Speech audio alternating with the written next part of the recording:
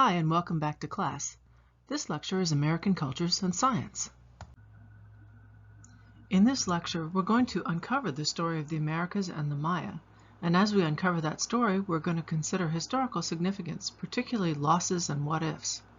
We're going to think a little bit about what our understanding of science is in relationship to history and politics. I'd also like to remind you that I wrote this lecture to add some material that's not in the book. I want for us to think a little bit about where we're going, and this lecture, in fact, connects to the last lecture by asking the question, what if? Ben Franklin is one way to start the story of American science.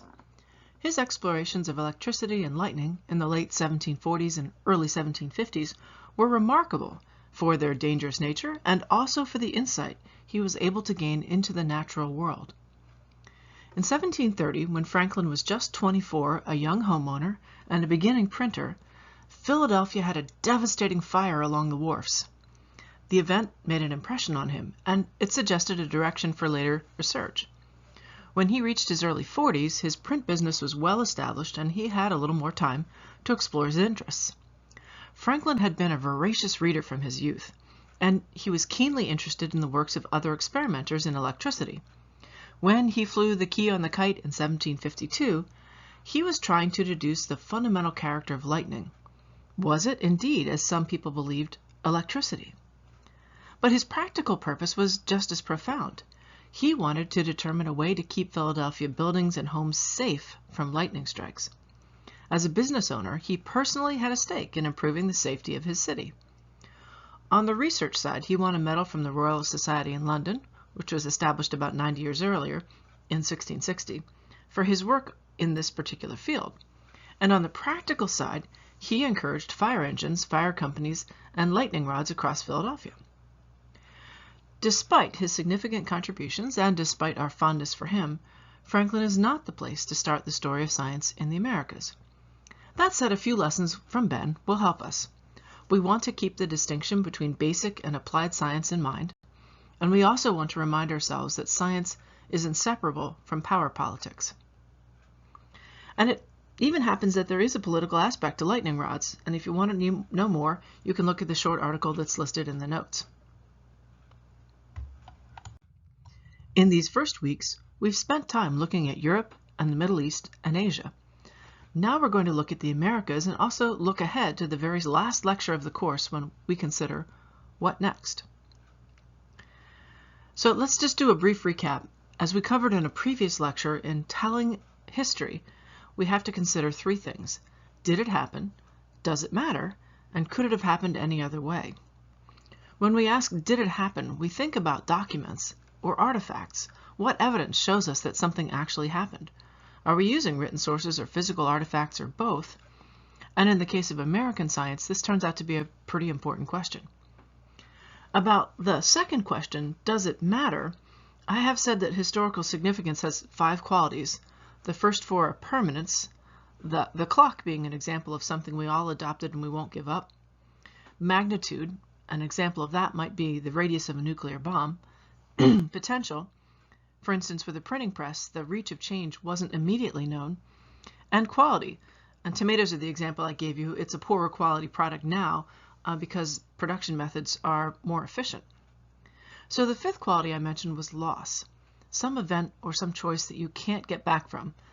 I don't know if you picked up on the illustration for that idea but in the previous lecture, but it's Adam and Eve being exiled from the Garden of Eden. The door is shut. We can't get back in. And if a religious image doesn't resonate with you, consider the recent moment when we passed 400 parts per million of CO2 in the atmosphere. From this moment, in our lifetime, it may just be impossible to get back. The third question, could it have happened any other way, asks if we are experiencing events linked to social or environmental pressures that are impossible to avoid, or could some person have made a difference? In the American story, that last question haunts the narrative. In the Americas, we will look at some really awful outcomes and ask, could it have happened any other way? So now that we have a recap of the key concepts of the course and we've decided where we will not start, let's start. In this lecture, we will consider some recent ways in which historians are changing their minds about the Americas, We will examine the accomplishments of one particular well-studied group, the Maya, and we will explore our definitions of science in the context of Maya accomplishments. Now, if we use Patricia Farr's guidance about the studying of science and apply it to the Americas, we would choose to explore a culture that has a written language and a history of conveying observations over time.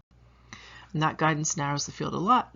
The Maya peoples really make our best opportunity for study. They had a fully developed written language that is mostly understood, although scholars are still deciphering some artifacts and written documents. In the process of decipherment, Maya numbers were the first thing that scholars figured out. You yourself can try your hand at it. In this image, you see the numbers 16, 4, 9, and 13. If you're a puzzle type person, you'll be able to work out what the bar and the dot in this row of figures represents. And if you want to look it up, I've left a little link with some interesting exercise in the notes. The Maya also had a way to represent 0, and that is a discovery they made themselves independently of any other culture who might have had that idea. They had a need and a reason for it, which we'll see when we look at what they observed and conveyed from one generation to the next. The Maya number system, which some of us will find fairly easy to figure out, illustrates that they shared common developments with other organized human cultures.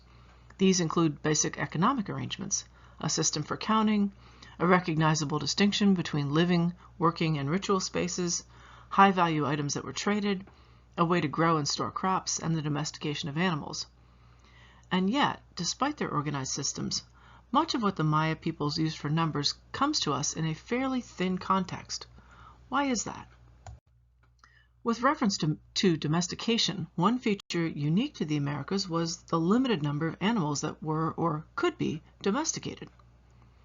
Llamas, alpacas, turkeys, dogs, guinea pigs, and Muscovy ducks are among the handful that could be tamed and used. The net effect was that the peoples of the Americas had far less immunity than Europeans did to the broad variety of diseases that were and could be swapped between humans and domesticated animals. Europeans had developed these immunities over thousands of years. And as we know from our recent pandemic experience, animal-human disease swaps with no developed immunity in the human community can be devastating. In the Americas, when Europeans showed up looking for trade and resources, they delivered a deadly exchange. Disease decimated the Americas with a population loss of up to 90%.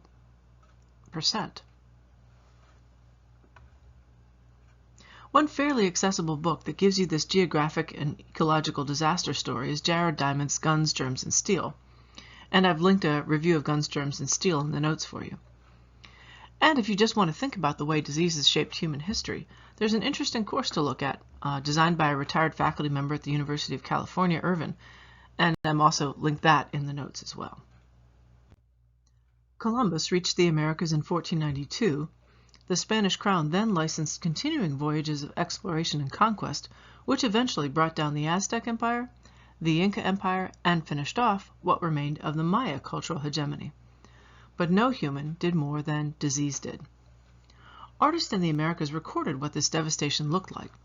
Friar Bernardino de Sahagún, a Franciscan, composed an ethnographical study of the Aztecs, now called the Florentine Codex. He began in 1545 and, collaborating with native artists, worked on this study until his death in 1590. This study, which consumed a lot of his life, stretched to 12 books of 2,400 pages with more than 2,000 illustrations. So if you want to know more about the Spanish impression of the Aztecs, you can look at this Florentine Codex, which is pictured in the slide, and I've got some links in the notes for that.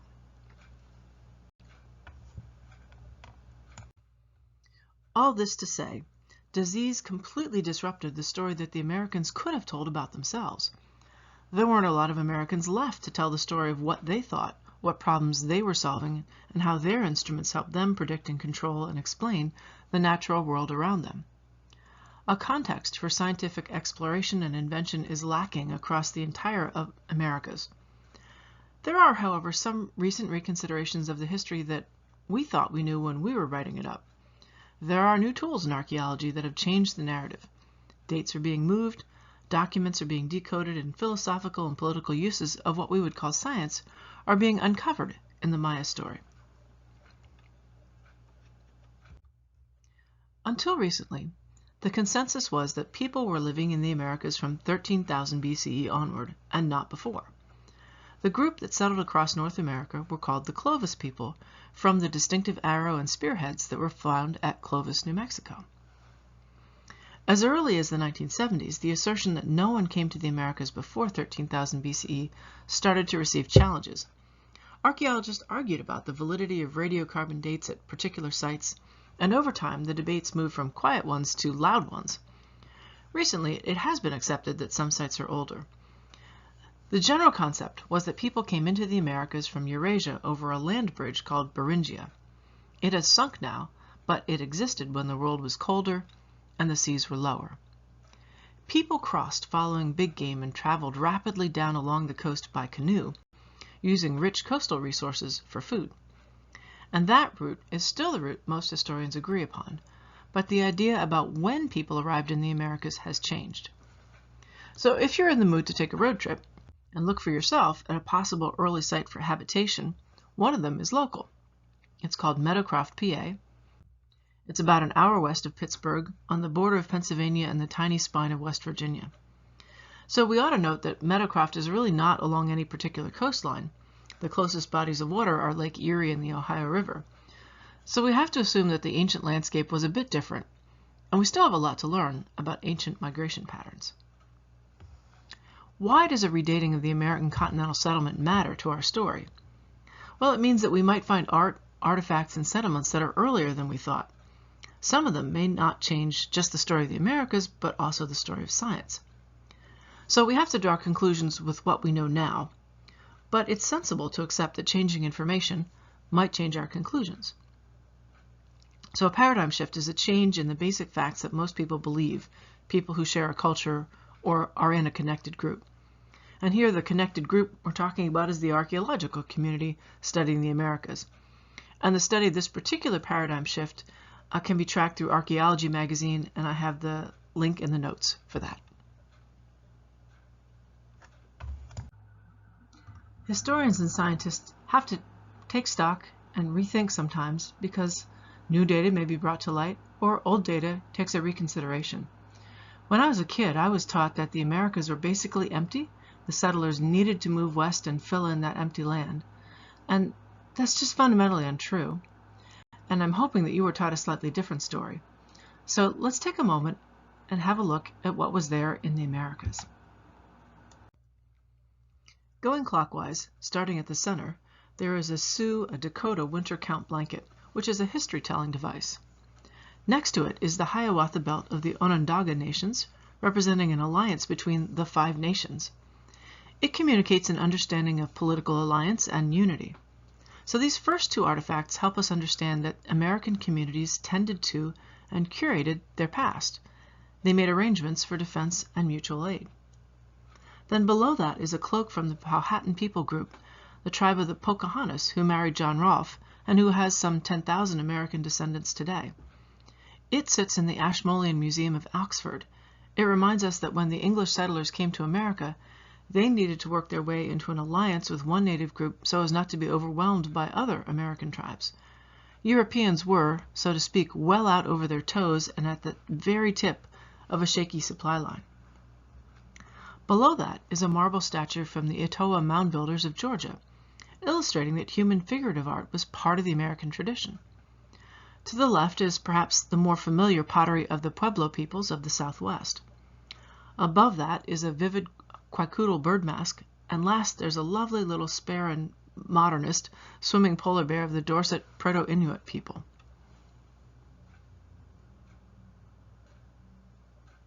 Here is art and history and politics and religion and culture. North America was full of people responding fully to the problems presented by the social and natural world.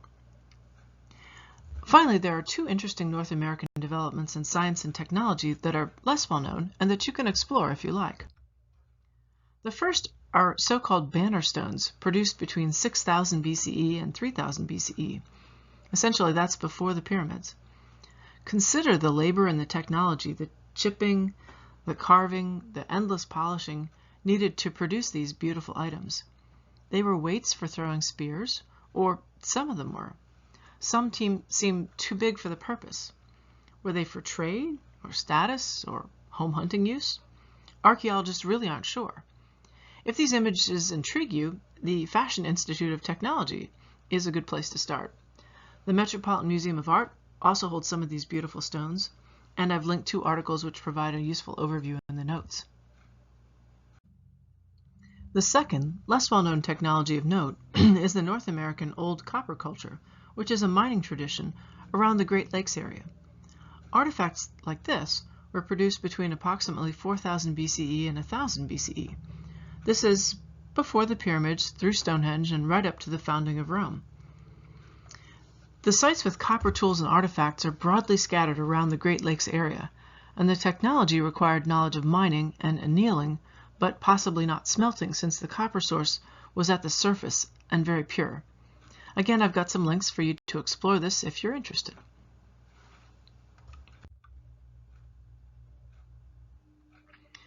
So that's a pretty rapid surface look at North American cultures. And one thing we can conclude is that the continent was by no means culturally or technologically empty. But there's one more development of note that should be mentioned before we explore the Maya and science.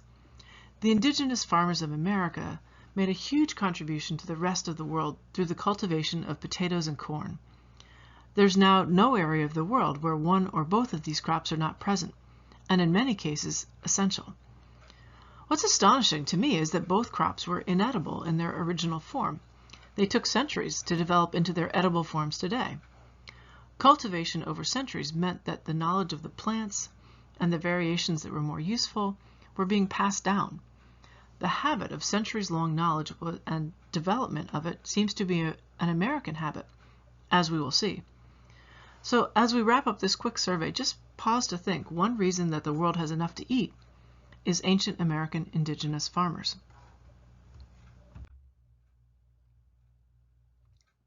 So let's turn to Mexico, to Central America and South America, and to the Maya in particular. Who are the Maya, and why do we want to include them in the history of science? In the 3 decades after Columbus's voyages, the Spanish encountered and conquered in rapid succession the Aztecs in present-day Mexico in 1522, and the Incas in present-day Peru in 1533. At the same time, in 1524, they took on the Maya peoples, whom they did not conquer immediately. When Columbus first encountered them in 1502 on his 4th voyage, the Maya had been living in organized polities, that's cities with spheres of influence, for about 2,000 years. They had a well-developed culture, but the zenith, the top of their cultural power, was somewhat behind them, and they were brought under the rule of the Spanish in a protracted fashion, with battles starting in about 1524 and stretching on to the very last holdout in 1697. So during this time of war and resistance, Mayan written records were nearly all lost. One person in particular, Bishop Diego de Landa, who was sent to serve the Spanish and native Christians in the Yucatan after the Spanish conquest, was personally responsible for ordering that a large number of Maya books be burned. While he supervised the destruction of the collected knowledge of the Maya, he also recorded his own observations of their culture and offered a written key to Mayan hieroglyphs. In essence, he saved the possibility of translation for future historians, but he also destroyed many of the books those future historians would have wanted to read. Pictured here is his syllabary of Maya sounds. What remains? Just 4, only 4 folding books. That's one of those losses I was talking about. We have no idea what else was written. These books, each one called a codex, or codices in plural, are located in Dresden, Paris, Madrid, and Mexico. And pictured here is a facsimile of the Madrid Codex. Local indigenous Maya culture and practices persisted, but what was known about Maya written language, cities, and political endeavors was, for a while, thoroughly lost. And, in what seems like a special dispensation of irony, Bishop Landa's own 1566 book about the Maya was lost to scholars until it was found and republished in 1864. What was, in the mid-19th century, the story of science? Physics and chemistry were being explored, germ theory was beginning to make headway, Geographical strata were being used to inform the age of the Earth.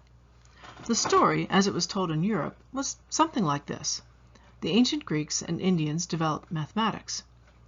During the Dark Ages, Europe lost this knowledge until the Renaissance, when the Arabs served as a conduit of this ancient knowledge back to Europe.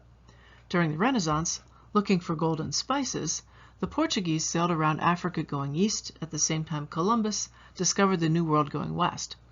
These powers struggled for domination, but after the 18th century Enlightenment, Britain broke ahead of Europe through triumphant colonization and industrialization. Britain and France led in science. They were the chief contributors.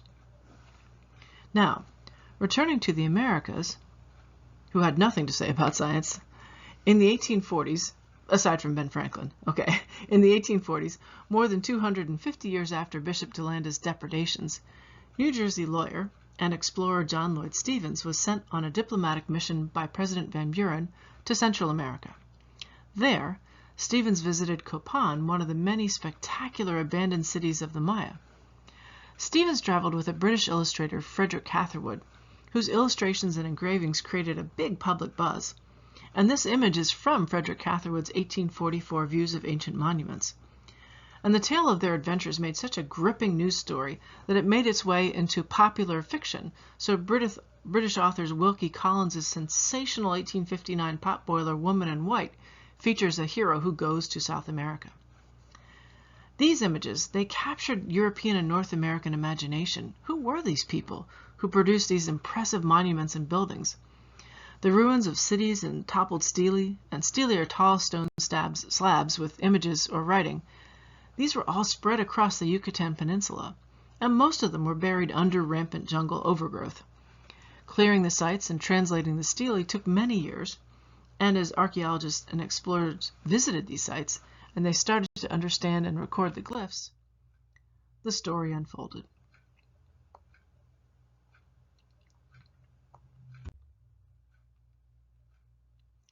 It was, and it is, an astonishing story. 2,000 years return to the record, telling how a historically lost people group understood their relationship to the natural world. These tourist maps show sketches of the principal Maya buildings at various sites in the peninsula. The illustrations may be a little bit hokey, but you really can get the feeling of many Maya city centers, each polity invested in impressive city architecture. On-ground archaeology was only part of the story. A generation after John Lloyd Stephens explored the Maya ruins, in a quiet half-world away, a librarian in the Dresden State Library, Ernst Wilhelm Forstemann, began studying the Maya codex held in the library's collection.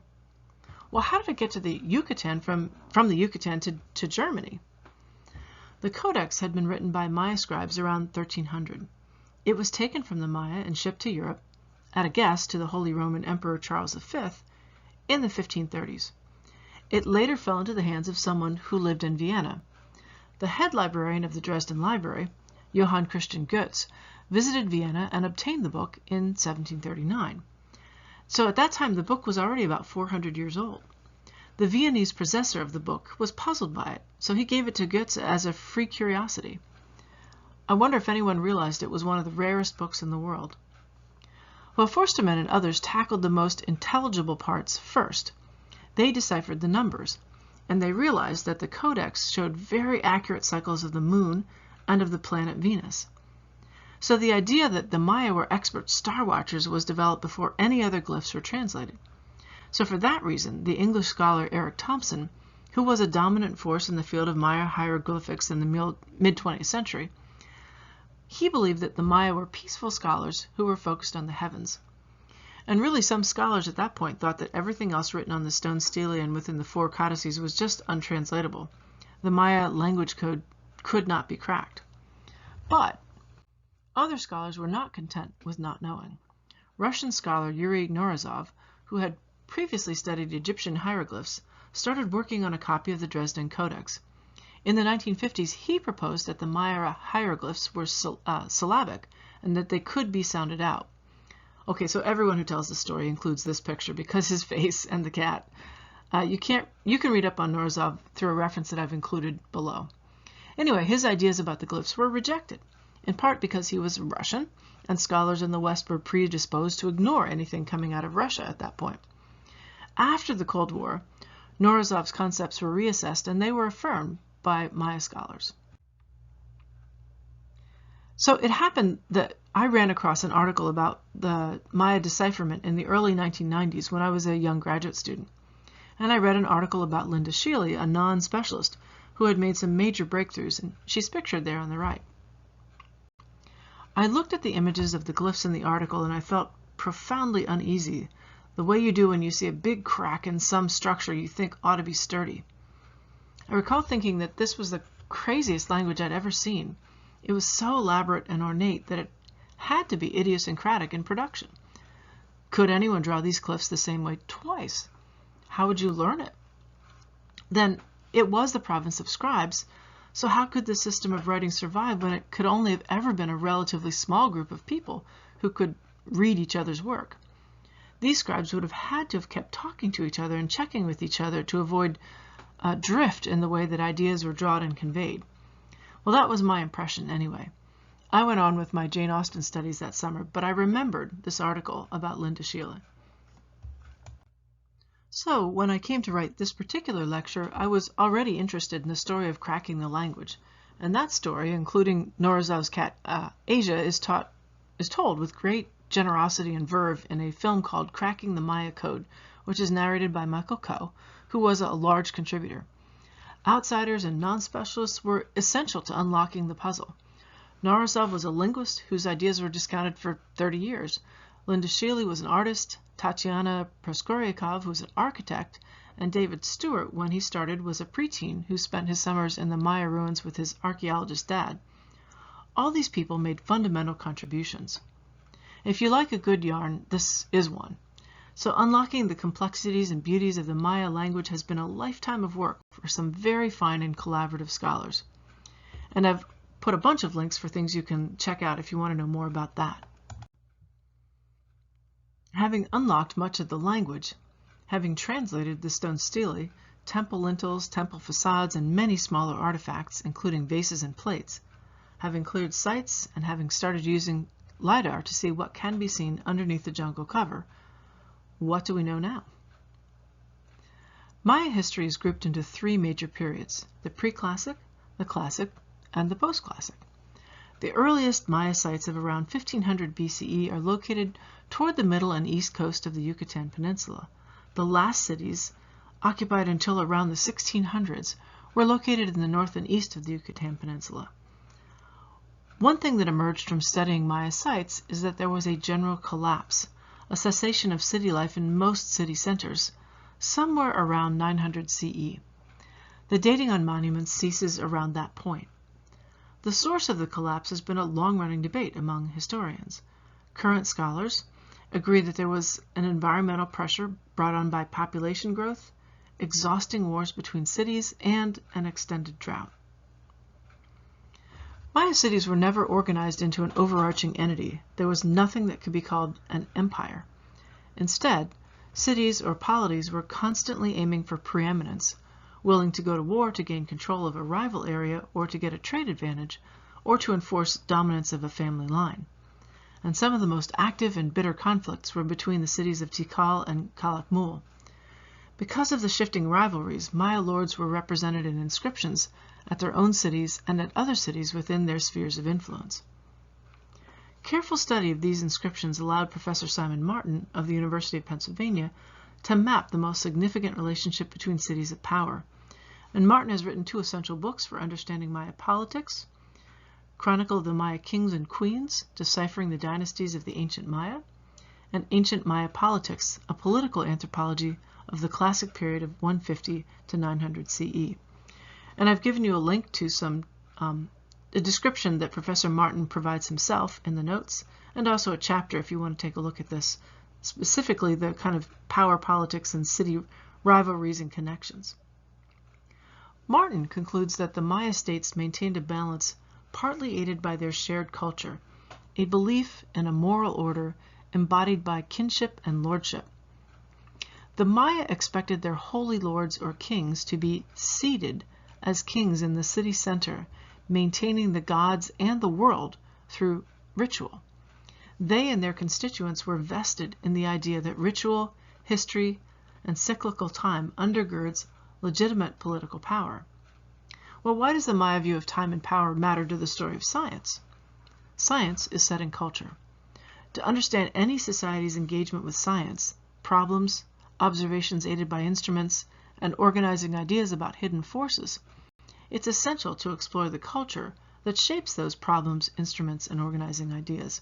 And we'll come back to that again when we delve into the calendar. For the moment, let's look at cities and their surrounding areas. Pictured below are two cities, El Mirador and Chichen Itza, one from the early and one from the late periods of Maya flourishing. The Maya created and maintained impressive and efficient urban landscapes for over 2,000 years. Given these long periods and the intensity of connections, we would expect to see practical solutions to practical problems, as we did in Rome, China, and the Arab world. And so we do in the Maya polities. The Maya built roads in and out of city centers, which held plazas for display, ritual, and burial, as well as places for trade and courts for ball games. Homes and neighborhoods are spread out around the cities. Farming plots are incorporated into the landscape. LIDAR, which is radar that penetrates the jungle cover and reveals ground structures, is rewriting our understanding of the size of the Maya cities and populations. There's a kind of growing astonishment and wonder at the scope of what the Maya accomplished. And with this new tool, it's really a great time to be an archaeologist or a Mayanist. Among the biggest problems that the Maya had to solve was water. The Usumacinta River is the biggest and only river system on the Yucatan Peninsula. Cenotes, or water sinkholes, were treated as sacred sites and used as water sources, but water was also stored in man-made cisterns. Chultun is the name given to reservoirs that allowed for bathing, drinking, and cooking. Of course, given the massive city centers with temples and tombs and ball courts, there was construction. And that construction required water in order to mix up lime mortar. So these water management systems are important, and they are a newer area of research. And I've included a few links if you're interested in this kind of thing, particularly maybe as they connect to the Roman Empire and what you might know about one empire and how that plays out in another area of the world. I also mentioned trade. I've pictured here an Aztec headdress, but these quetzal feathers and jade were also prized by the Maya. Likewise, cloth was a highly valued item, and salt was an essential. Salt was carried and traded across the peninsula, so the ability to organize food production and food preservation, to engage in trade and travel, and also to build essential water reservoirs are all practical problems that the Maya solved. And because we've talked about salt as an empire-building essential, it's interesting to see it in action in a part of the world that wasn't one unified empire, and so I've provided a couple of links on that topic. But as far as I know, there is nothing written about these achievements, no list of payments to builders or tenant farmers or artisans, nothing to give us nuance on how the Maya valued the skills that allowed them to build roads, pyramids, temples, and water systems. What they thought about the extensive work that they did is unknown. There are a few murals that tell us what Maya markets looked like and how traders dressed, and there's quite a lot that describes what lords owned, which are written on the goods themselves, and there are many pictures of lords receiving tribute and holding court. There are pictures of gods talking, of corn reviving, of scribes writing, of dances and sacrifice and incense and rebirth, and there are the foundational myths. But is there any way to describe the Maya social investment in what we would recognize as scientific or a scientific program? What would show us that they were interested in control, prediction, hidden forces, and used observation of nature to solve problems that seemed most pressing to them? In those books, the few books that we have, we know that the Maya kept extensive records of their observations of Venus, the moon, the sun, and eclipses. These books capture an understanding of cycles which would have taken decades or even centuries to develop. The codices we have and can understand are the most obvious evidence of Maya commitment to recording and sharing observations across generations. Architecture also holds a record of observational practices. Many sites and cities have what's called an E-group. An E-group is some variant of the arrangement pictured here, 3 temples facing a larger radial pyramid, so placed as to track the solstices and the equinoxes. The architecture itself is an observational tool.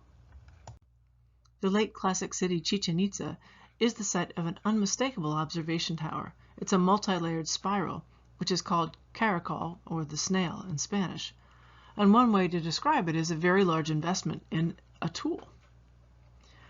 Most interesting to me is the assertion, according to archaeoastronomer Anthony Aveni and also epigrapher Michael Coe, this assertion that the Maya corrected their records every century or so.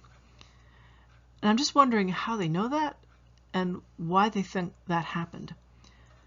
Maybe countering or augmenting this assertion of exactitude, in his book, The Order of Days, The Maya World and the Truth About 2012, David Stewart argues that the Maya observations were not so extraordinarily correct.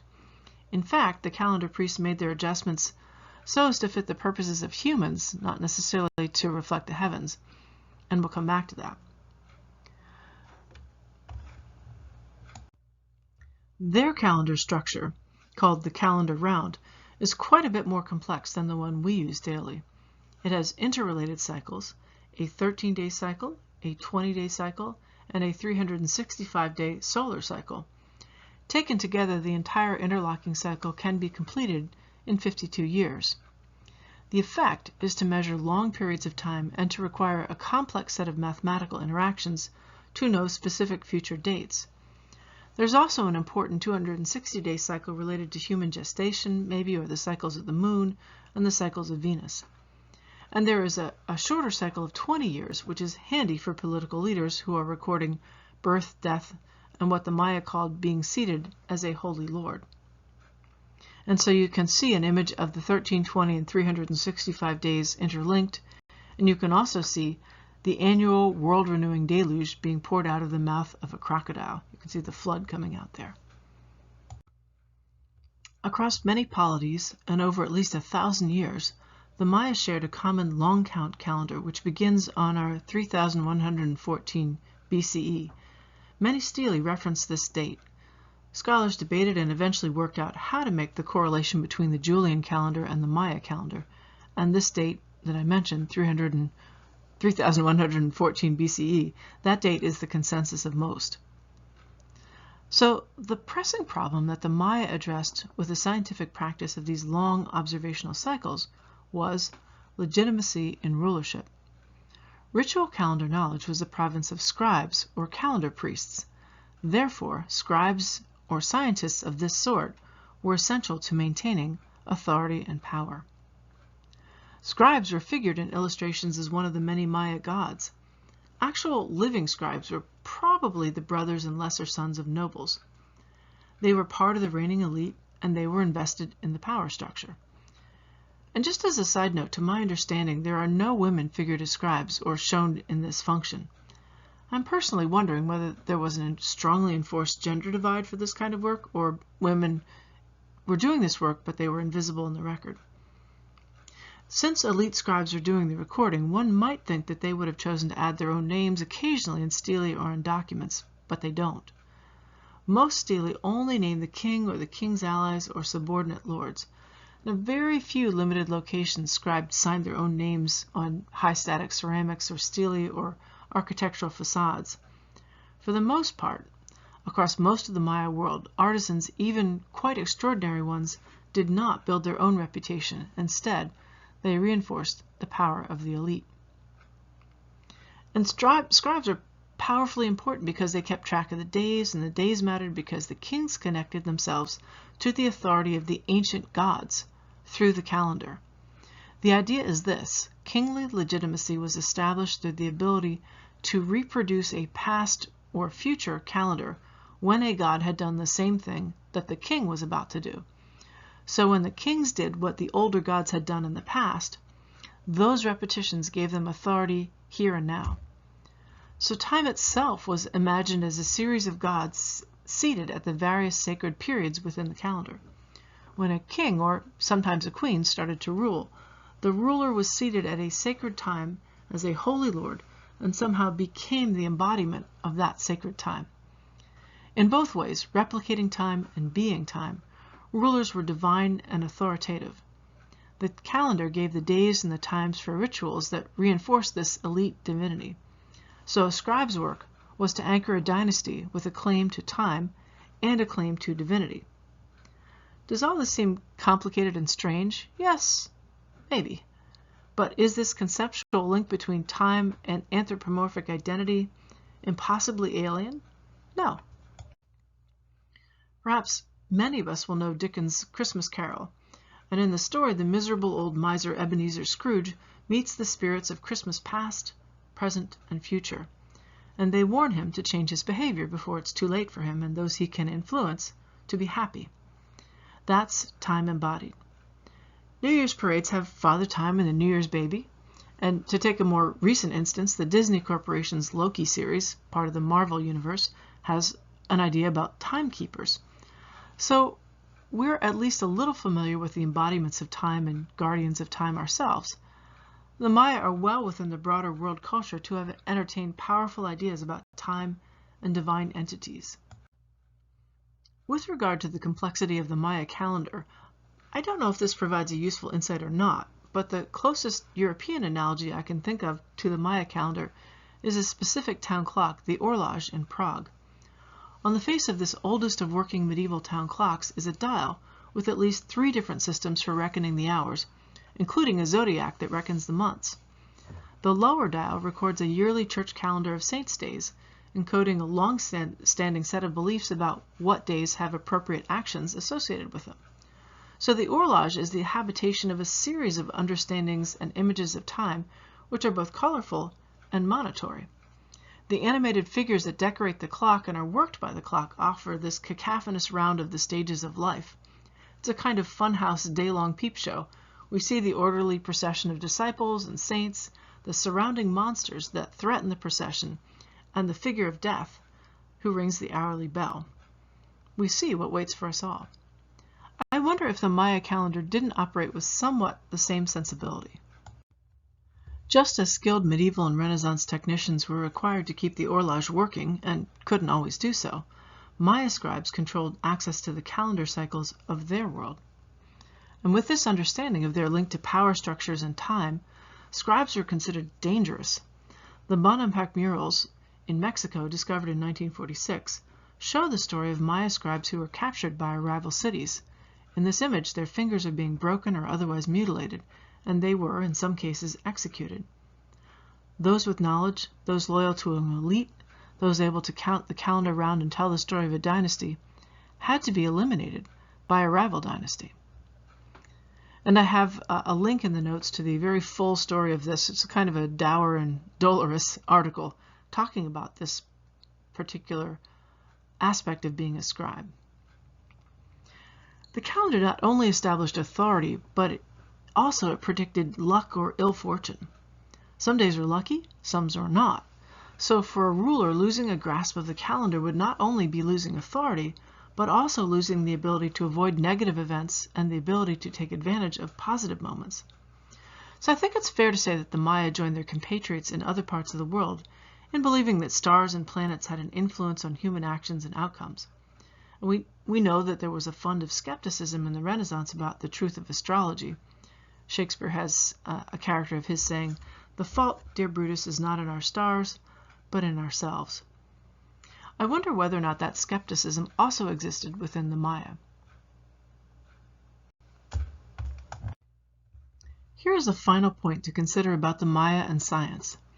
The city of Palenque, with its rulers pictured here, are associated with gods who are said to have existed far, far, far into the past. These Palenque rulers were legitimated by association with dates set fantastically early. The Maya conceived of time as stretching well past the simple 13.8 billion years that we believe our universe has lasted. They calculated numbers into the trillions. These numbers you can find stretching out on the sides of monuments in a few key Maya sites. So the grand count long system developed by the Maya is really extraordinary.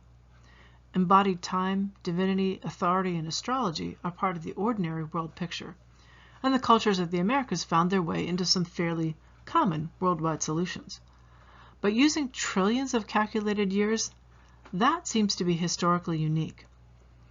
As a social project, these calendar calculations are a kind of Maya sink of wealth. They were the places where time and resources were sunk in, roads, pyramids, reservoirs, and trades. And about these things, they don't say a lot. But they really invested energy, effort, education, and they must have shared scholarship across rival polities in order for scribes to be able to calculate a king's connection to a godly being's connection to a trillion-year date. That has to be something that they shared somehow across these rival city-states. And what put me onto this thought, connecting the sink of wealth to mathematical effort and training, was a Making a Mark conference at Brown University in 2016. I didn't attend that, I just found and I watched the videos. So Professor Stephen Chrysomalis of Wayne State offers an insight into this notion of the power of the state and math, and I've put a link into the notes on that. For me, the Maya ability to display power, to undertake problems that no one needs to solve but that science is recruited to solve, makes us take a second look at applied versus basic science in ancient cultures. Both existed, and both kinds of science were turned to social problems. Applied science builds a road that lasts through the rainy season. Applied science develops edible corn. By contrast, it's something more like basic science that helps a scribe to answer, how many years into the future or past can we calculate a date? I wonder if the sort of ruler who would direct a trained scribe, a priest and a mathematician, to a politically constructed need like the grand long count calendar, in order to affirm his godly rulership, would also give resources to a differently grounded problem like storing water, or management and road building. What is a ruler obliged to control for legitimacy, and how does science join the effort? That's a question that keeps unfolding for me. Learning more about the Maya practices and their astrological, astronomical, and mathematical endeavors helped me to think more deeply about how science serves problems shaped by culture.